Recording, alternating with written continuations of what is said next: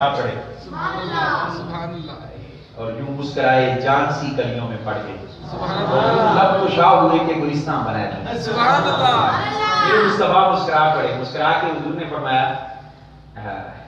کہ میرے غلام قیامت کے دن اگر مجھے تلاش کرنا ہو نا تو 3 جگہوں کے سوا چوتھی جگہ پہ میں نہیں ہوں گا.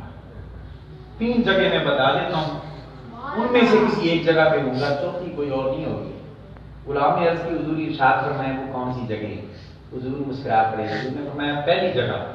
فرمایا جب میرا امتی پل صراط سے گزر رہے ہوں گے سبحان اللہ نیچے جہنم رہ گئی, تلوار کی دھار سے زیادہ باریک ہے پل صراط, اور اوپر سے میرے امتی گناہ میرے جیسے گناہگار ہیں, وہ گناہوں کا بوجھ ہوگا اور لٹکاتے ادھر سے جب گزر رہے ہوں گے نا, حضور نے فرمایا کہ میں اپنے غلاموں کو پار لگانے کے لیے نا پل صراط کے پار کھڑا ہوں گا. جب میرا امتی کو گناہوں کا بوجھ ڈال کے اس سے گزرنے لگے گا, میں اپنے رب کے حضور ہاتھ اٹھا لوں گا, کروں گا رب سلم امتی رب سلم امتی, یا اللہ میرا ہے گناہگار صحیح مگر میرا ہے تو سلامتی نہ گزار. سبحان اللہ جس کو حضور کی سلامتی کی دعا مل جائے وہ ڈول سکتے نہیں. اسی لیے تو میرے اور آپ کے امام اعلیٰ حضرت عظیم البرکت بولے بھائی تلوار سے زیادہ باریک پول ہے, اوپر بوجھ گناہوں کا بھی لدا ہوا, سنبھل کے چلنا وہاں تو مشکل ہے.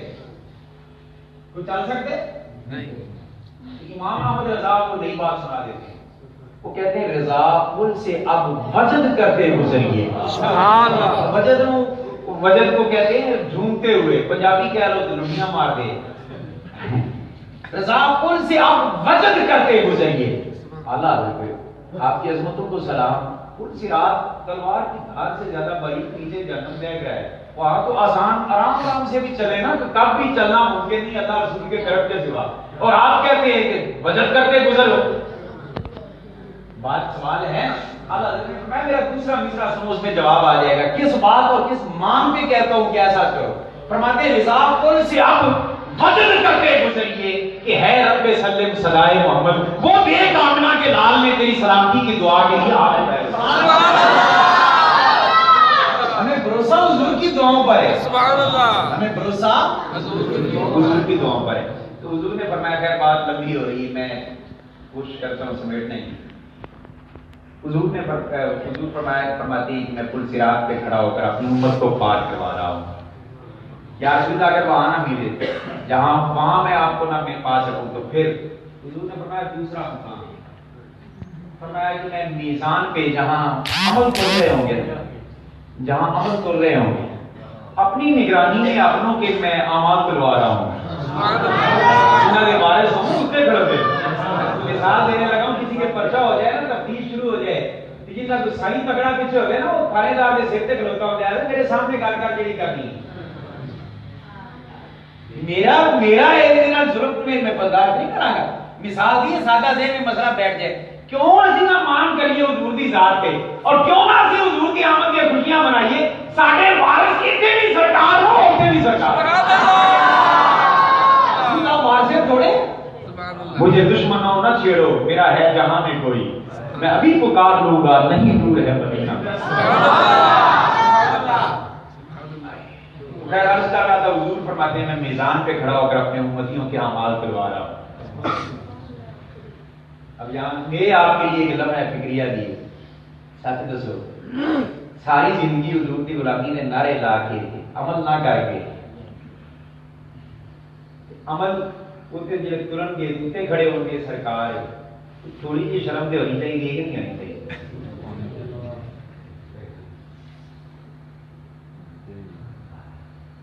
حضور کی اکھاں دی ٹھنڈک نماز نوں چھڈ کے کہڑے منہ نال اوتے حضور دے سامنے عمل کرواوے گا.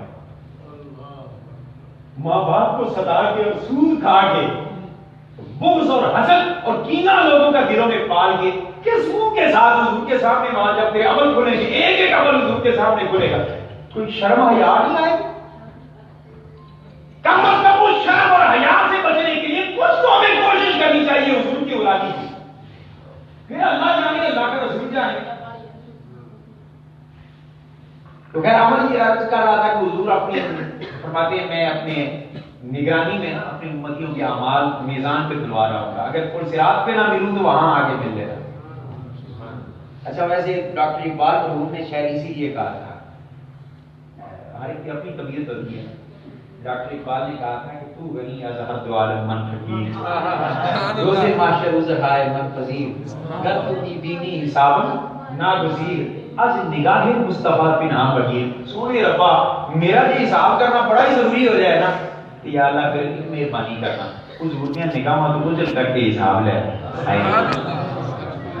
اور ڈاکٹر اقبال نے یہ رخ دیکھا ہوگا نا کہ حضور کے سامنے میرے کھلے، سفارشی کے سامنے یہ ایپ کھل جائیں تو وہ تو سفارش کرنے کے قابل نہیں ہے.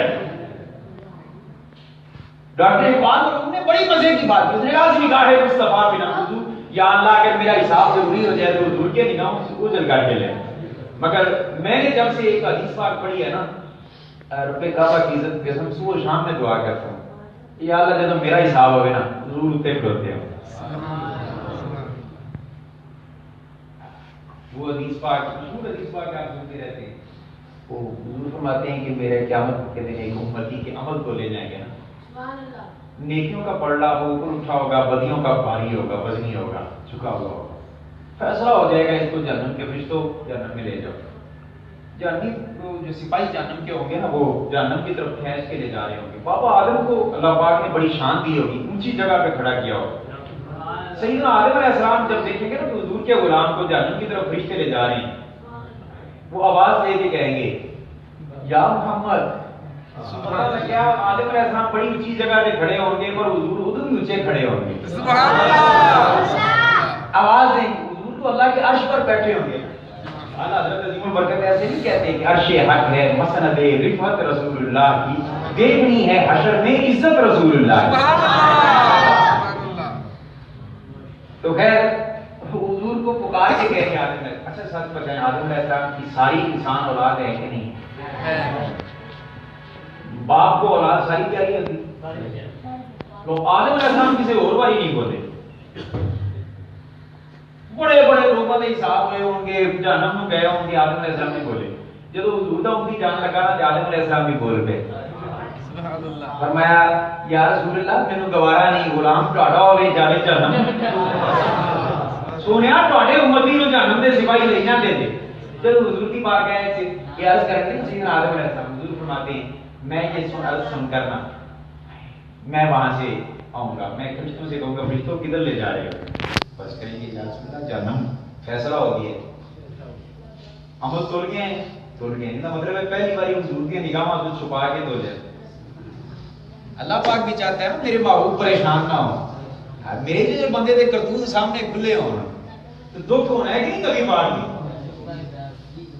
اللہ پاک نے اپنے عرش پہ بٹھایا ہوگا، وہ عمل جب تل گئے ہوں گے نا حضور کی نگاہوں کے بغیر تو جاتی ہیں.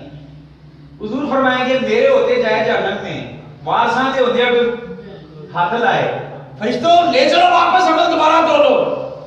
فرشتے سوچ میں پڑ گئے کہ اگر حضور کی نہیں مانتے تب بھی مرتے، اللہ کا فیصلہ ہے اس کی تعمیل نہیں کرتے تب بھی مرتے ہیں.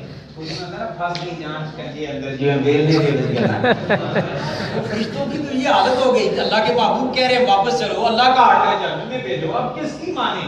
بس سوچ میں ہی تھے نا اللہ پاک کی طرف سے آرڈر آیا. اللہ پاک نے فرمایا فرشتوں جاگتے نہیں ہو، میرے محبوب کا بولنا ہی میرا بولنا ہے. سبحان اللہ. جاؤ جیسے میرا محبوب کہتے ہیں ویسا کرو.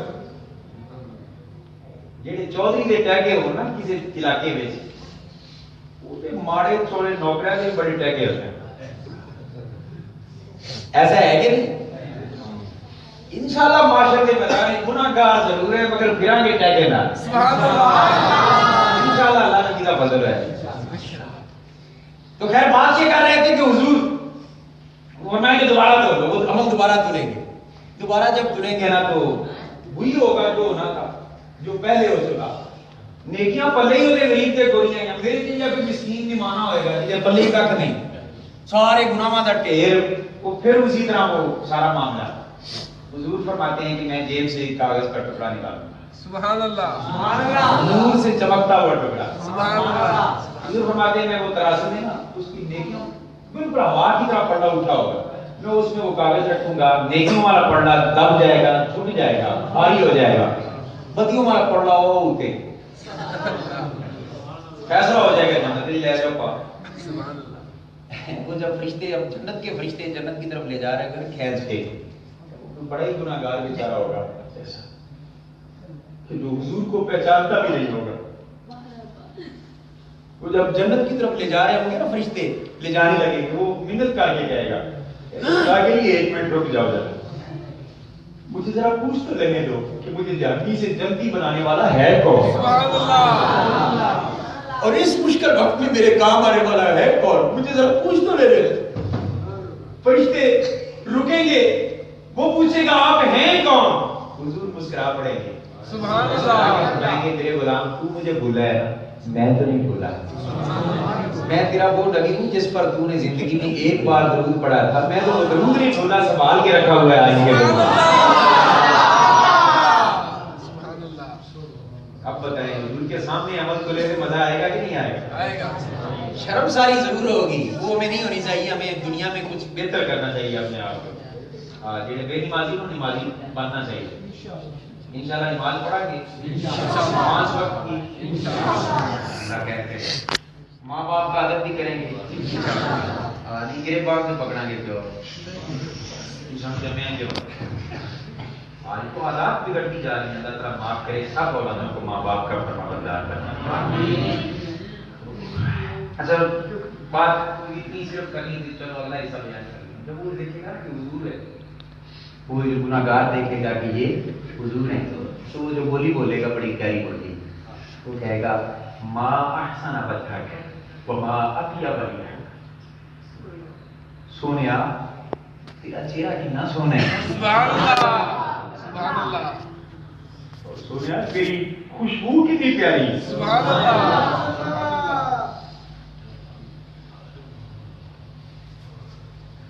آپ کا چہرہ کتنا حسین ہے اور آپ کی خوشبو کتنی مہک رہی ہے اور پیاری ہے.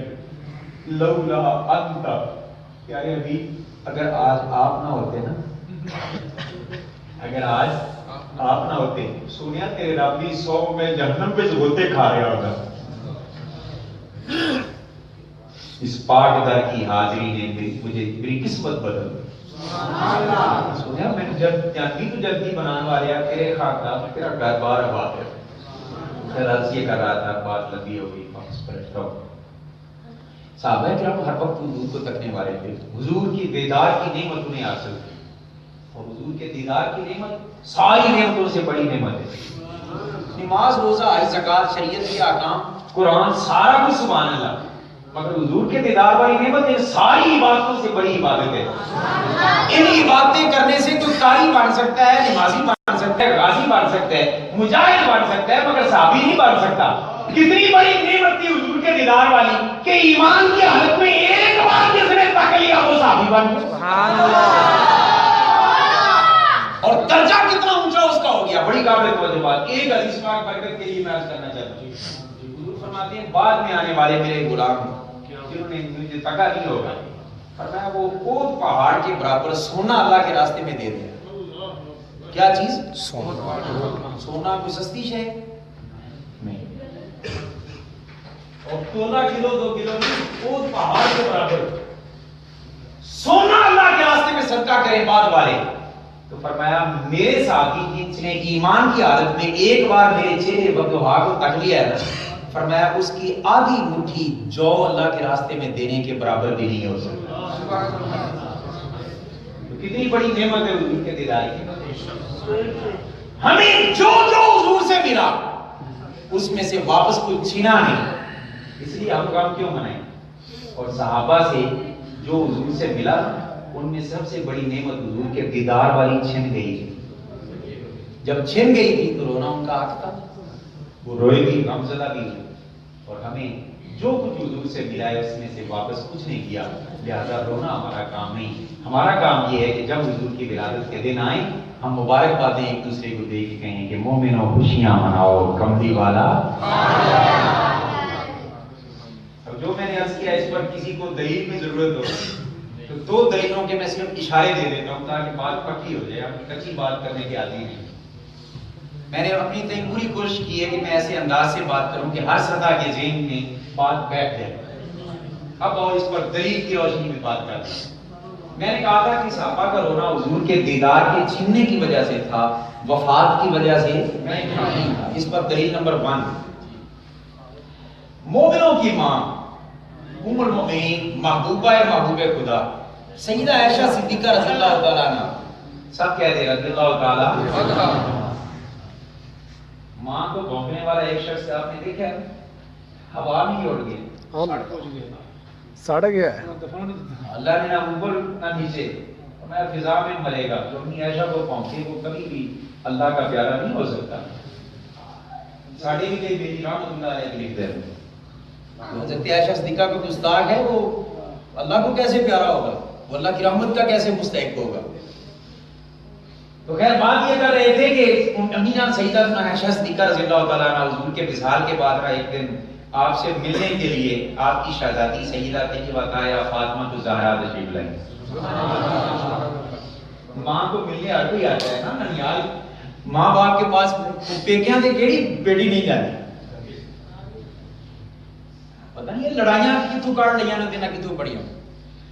امی جان کے پاس سیدہ پاک آتی ہے ایک دن ملنے کے لیے، امی جان نے فرمایا بیٹی پیار کیا، جس صاحب جنہوں نے حضور کو پیار کر کے دیکھا ہوگا کتنا پیار کیا ہوگا، اچھا پیار کیا، پاس بٹھایا، اور جب بات چیت ہونے لگی نا تو آپ نے فرمایا بیٹی ایک بات میں آپ سے پوچھتی ہوں، اگر باپ بیٹی کی راز کی بات نہ ہو تو مجھے ذرا بتا دیں تاکہ پتہ چلے معاملہ ماجرا کیا تھا۔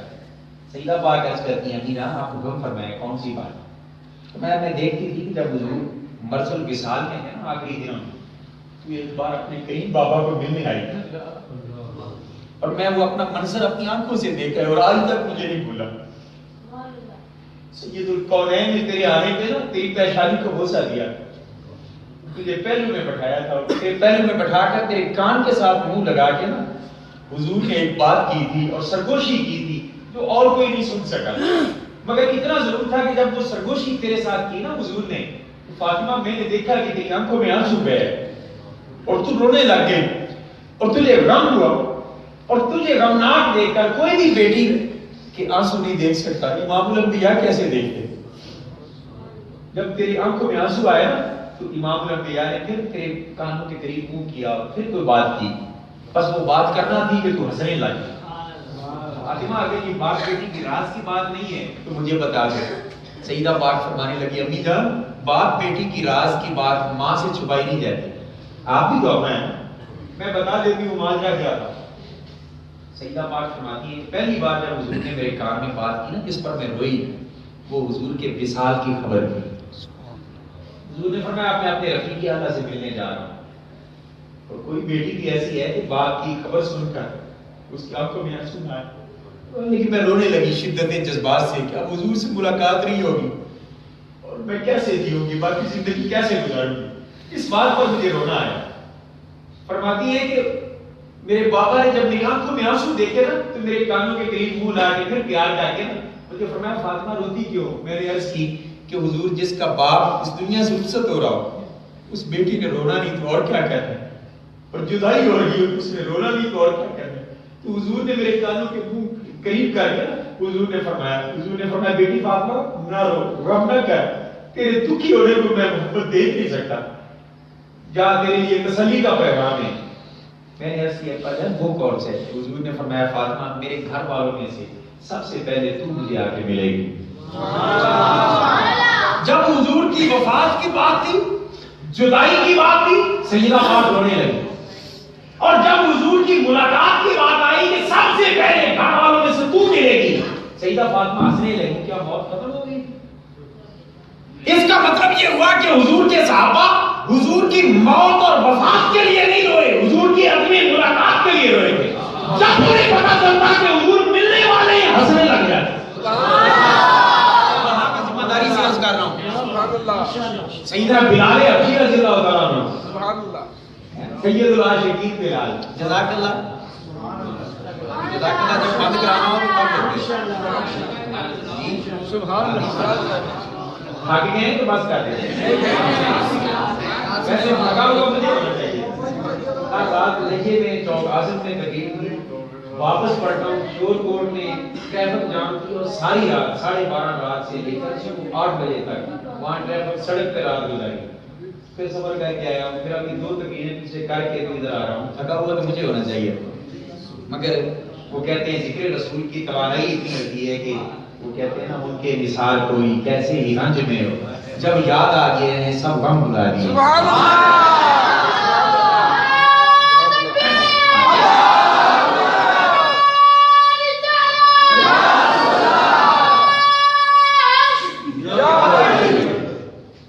خیر 11:15 ہو گئے ہیں تو میں 5-7 منٹ کے اندر ہی کوشش کرتا ہوں بات کو کلوز کرنے کی. حضرت بلال کو دیکھی حضور کے وصال پر کتنا انہیں دکھ ہوا, مگر دکھ وفات کا نہیں تھا, آدمی ملاقات کا تھا. اس کی دلیل سنیں, کتنے غمگین ہوئے مدینہ چھوڑ دیا. ان گلیوں میں حضور کو تکا کرتا تھا, گلیاں نظر آئیں گی, گلیوں والا نظر نہ آیا, کیا بنے گا, جگر پھٹ جائے گا. چھوڑ کے شام چلے گئے, نہ یہ گلیاں نظر آئیں گی, نہ حضور کی یاد اس طرح کر پائے گی. شام جاتے ہیں, تھوڑے دیر ہی ابھی گزارتے ہیں نا, خواب میں حضور کا دیدار ہوتا ہے. فرماتے ہیں بلال کیا بات ہے, مدینہ چھوڑا ہے, ہمیں ملنے کو دل نہیں کرتا. سسکیاں بد گئی, وہیں سے سفر واپسی کا کر دیا. مدینہ پاک پہنچے, جب مدینہ پاک میں پہنچے کسی نے نظر پڑی کہ حضرت بلال آ رہے.